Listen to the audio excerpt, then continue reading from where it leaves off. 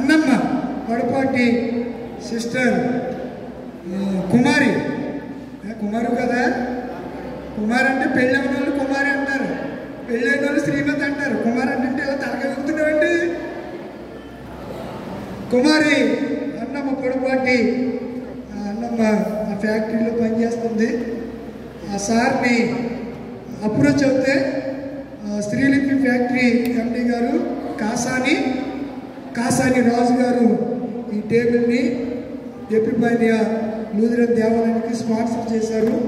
ఆ ఫ్యాక్టరీ కొరకు, ఆ ఫ్యాక్టరీలో పనిచేస్తున్నటువంటి వారి కొరకు ప్రార్థన చేసి దీన్ని ప్రభుకి ప్రతిష్ఠ చేద్దాం. మహాపరిషుద్ధుడా, సర్వోన్నతుడా, సర్వశక్తిమంతుడా, నీకు వందనాలు, స్తోత్రాలు.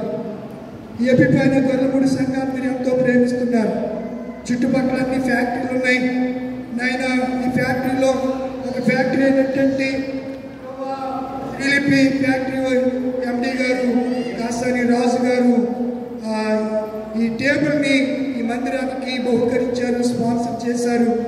వారిలో స్పాన్సర్ చేయడానికి కారకురాలైన కుమారి అన్నమ్మను బట్టి నీకు వందనాలు, స్తుతులు, స్తోత్రాలు. ఇలా అనేక మంది అన్య జనకులను కూడా మీరు ప్రేరేపించి దేవాన్ని సన్నిధిలో కావాల్సినటువంటి ఉపకరణాలని ఈ రీతిగా మీరు మాకు అనుగ్రహిస్తున్నందుకు నీకు వందనాలు. ఆ ఫ్యాక్టరీ యాజమాన్యాన్ని, ఆ ఫ్యాక్టరీలో పనిచేస్తున్న పనివారులందరినీ కూడా మీరు దీవించండి, ఆశీర్వదించండి.